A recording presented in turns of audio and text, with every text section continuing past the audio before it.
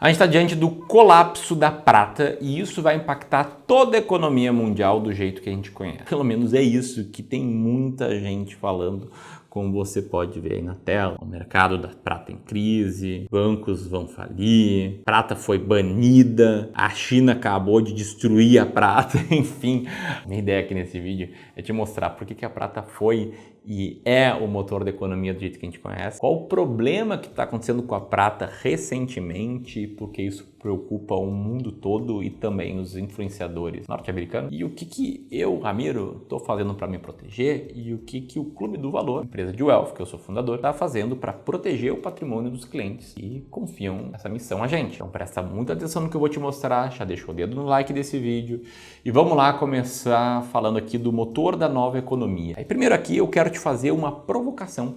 Você já parou para pensar que o metal que faz o teu celular funcionar ou até o carro elétrico rodar, ele pode ser a maior armadilha da economia atualmente? Olha, no finalzinho ali do ano de 2025, quando todo mundo estava com a cabeça nas festas de fim de ano, quando todo mundo estava se desligando, inclusive eu passo a última semana do ano sempre com a minha família, o mercado de metais preciosos sofreu um terremoto. Em 28 de dezembro, a prata atingiu a máxima histórica, acima de $80 por onça, o que representa mais ou menos 30 gramas. Só que essa euforia durou pouco. Logo no dia 30, sem esperar muito, o mercado sofreu um flash crash, que é o nome dado para quando há uma queda extrema, rápida, incisiva no mercado. E nele a prata despencou 11%, eliminando semanas de lucro em questão de horas. Agora, por que isso aconteceu e por que isso aconteceu tão rápido? Olha, vou tentar aqui te explicar da forma mais simples possível. Para você ter prata ou ouro ou, enfim, qualquer metal como ativo financeiro,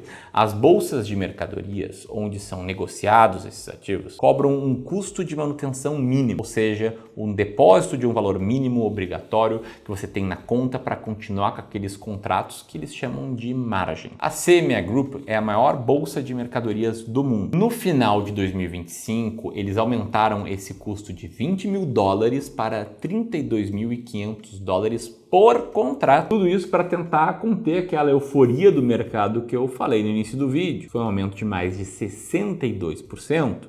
E, obviamente, esse aumento forçou investidores menores a venderem suas posições às pressas e causou uma queda repentina nos preços. Porém, enquanto o preço da prata caía, junto também com o do ouro, por exemplo, bancos centrais de países como a China e a Índia continuaram comprando e comprando e comprando quantidades recordes de metal físico para compor as suas reservas. E qual a questão aqui? Que muitos especialistas explicam que esse evento foi apenas um reset técnico. O pessoal está adorando esse nome, inclusive. Mas por reset técnico aqui, entenda como uma queda artificial no valor dos metais preciosos que não altera de fato o fato de que a prata física está cada vez mais escassa e está sendo cada vez mais valorizada no mundo real. E aqui que entra o colapso da prata que a gente falou. O preço em papel pode ser apenas o reset que faltava para a explosão do metal físico, aumentando o custo dos metais na cadeia de produção mundial como um todo. E aqui é importante a gente entender que a prata, ela não é apenas um investimento, é a alma de boa parte da tecnologia moderna. Por que isso?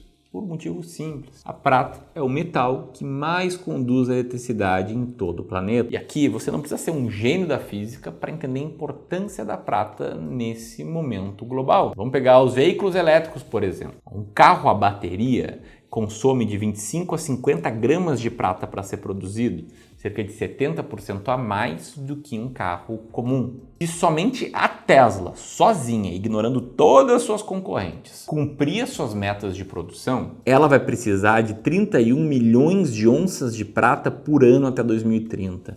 São 900 toneladas por ano de um metal que já é escasso. A gente está falando aqui somente de uma empresa, em uma aplicação da prata, que é para a produção de carros elétricos. Esse gráfico aqui dá uma dimensão de como a demanda nos elétricos só vai tender a aumentar até 2031. Só que é óbvio que não é só isso. A gente tem também o uso da prata nos mais de 1 bilhão de celulares produzidos por ano. Tem a inteligência artificial que está devorando o estoque mundial de prata. A infraestrutura física para IA, com servidores que são necessários, cresceu mais de 5.000% nos últimos anos. E esses servidores usam até 3 vezes mais prata do que os tradicionais. E para fechar, uma outra tecnologia que tende a crescer, a energia solar. Isso mesmo. O setor de energia solar sozinho já consome 29% de toda a prata industrial. A perspectiva é que esse setor só cresça. Governos como o da União Europeia, por exemplo, planejam instalar 700 gigawatts de capacidade solar até 2030, que ajuda a manter a pressão sobre o preço do metal. E nessa altura você pode estar se perguntando: eu entendi, Ramiro, só que ainda não sei o que você tem a dizer com tudo isso. Qual o grande ponto? Bom, considerando todos os exemplos que eu dei, pode se perguntar qual é a probabilidade da demanda por carros elétricos, celulares, servidores para suportar IA e energia solar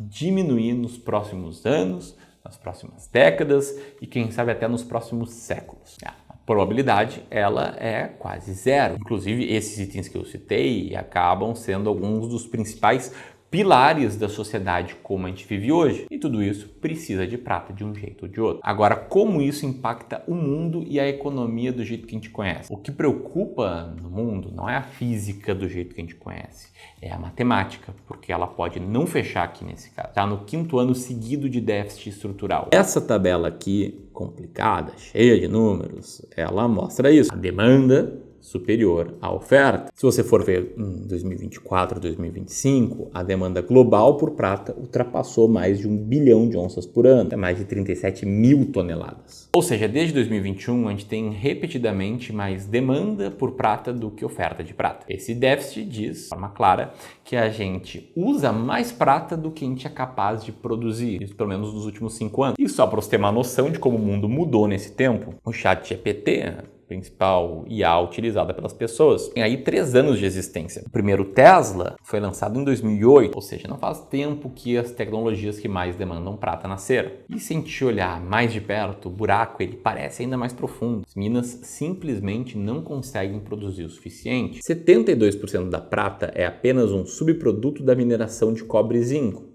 Ou seja, eles vão lá, mineram esses metais e quase como que um efeito colateral, eles conseguem minerar a prata também. Você não consegue aumentar a produção de prata sem expandir a mineração de outros metais, o que leva anos. Ou seja, é bem provável que a produção cresça num ritmo mais lento do que o aumento da demanda que a gente está vendo. Esse gráfico mostra um pouco disso. A linha que você vê é a mineração exclusiva de prata diminuindo drasticamente desde 2015. E aí vem a geopolítica, onde entra o golpe de mestre. A China acertou essa tacada. Ela sozinha refina cerca de 60% da prata mundial. E o ponto é que qualquer limitação de oferta, refino ou mineração imposto pela China pode afetar o mundo como um todo. Foi isso que ela fez no dia 1º de janeiro de 2026. Pequim implementou um sistema rigoroso de licenças de exportação. Qualquer exportador de prata na China precisa da aprovação formal dos órgãos reguladores para enviar remessas do metal para o exterior. Ou seja, a saída do metal virou uma decisão política e não apenas de preço. E é aqui que a gente pode estar vendo os maiores resets aí que a gente já viu na economia recentemente. Nesse momento eu imagino que você possa estar pensando: legal, Ramiro, entendi o vídeo, bem interessante, né? Eu uni ali economia com geopolítica, entendi que a gente usa prata para tudo, até vou comentar isso no almoço do final de semana com a minha família. Entendi que a China controla muita coisa, mas o que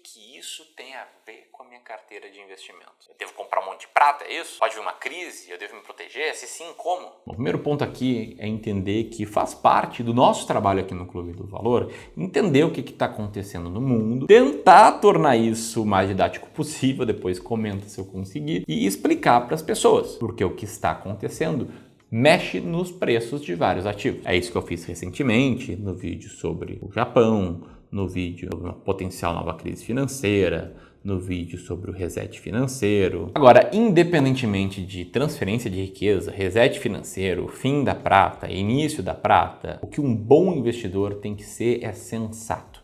E ele tem que seguir uma estratégia sensata de investimentos que o ajude a navegar nesse oceano de incerteza. E é por isso que todo o meu vídeo chega à mesma conclusão. Como investidor, você sempre tem que fazer a mesma coisa, sistematizar as suas decisões. Não é hora de sair vendendo prata ou de sair comprando prata, de mudar a forma com que você investe. Assim como o cenário se tornou esse de forma imprevisível nos últimos 5 anos, ele pode também mudar de forma imprevisível e impossível de prever nos próximos 5. E aí o espertão que foi ao win de prata, que saiu comprando prata, agora vai ficar como? Entende? É muito perigoso você tomar decisões de investimentos com base numa análise macro, com base em notícias, com base em narrativas. Por mais interessante que seja a narrativa, como foi essa daqui? A solução para você construir um bom patrimônio no mercado financeiro é sistematizar as suas decisões olhando não para fora, não porque estão falando no mercado, mas sim para dentro. Os teus objetivos como investidor, para a tua tolerância ao risco, onde você quer chegar. Quando você sistematiza como investir, você consegue aproveitar todos os diferentes momentos de bolsa em alta, de bolsa em baixa, de renda fixa em alta, renda fixa em baixa e por aí vai. Sistematizar é relativamente simples. Primeiro, você tem que definir o percentual que você vai investir em cada classe de ativos. Quando vai investir em renda fixa, renda variável e por aí vai. Isso significa desenhar uma alocação de ativos que, por sinal, vai responder por mais de 90% da performance da sua carteira. Diversificar sempre é importante e é o que vai te fazer dormir bem à noite. E aí você vai lá desenhar uma carteira ideal com X% de peso em cada classe de ativos. E aí você define quais ativos escolher dentro de cada classe e depois você faz o rebalanceamento, que é olhar para a tua carteira do jeito que ela está, comparar como ela deveria estar, comprar os ativos que estão com peso abaixo do alvo. Simples assim. Mas é óbvio, não é fácil. É que nem emagrecer. Todo mundo sabe que é simples, é comer menos e treinar mais. Por quê? Porque a gente tem a tendência de querer pular da nova oportunidade para nova oportunidade. Eu espero de verdade não ter convencido ninguém a pular para prata como a grande oportunidade do momento e abandonar sua alocação de ativos. De forma alguma era o intuito desse vídeo. Se você gostou desse vídeo, quero sugerir 2 próximos passos. O primeiro, você quer se aprofundar nas melhores estratégias de investimentos que existem no mercado, aquelas que a gente usa no Clube do Valor para gerir mais de 5 bilhões de reais de patrimônio, existe um treinamento completo onde você conhece essas estratégias, que inclusive só são ensinadas nesse treinamento. Ele se chama Do Dinheiro à Liberdade, está com vagas abertas. Nesse momento você pode se inscrever apertando no segundo link na descrição. Por que no segundo link, Ramiro? Porque no primeiro link eu vou deixar acesso liberado, a oportunidade de você ter acesso a um novo plano de investimentos para 2026. Plano mostrando como conquistar a liberdade financeira, como estão os riscos que você está correndo, como investir melhor e com um método mais claro. Esse é o primeiro link na descrição. E aqui, ou no segundo link, segue o Do Dinheiro à Liberdade. Era isso, um grande abraço e até mais.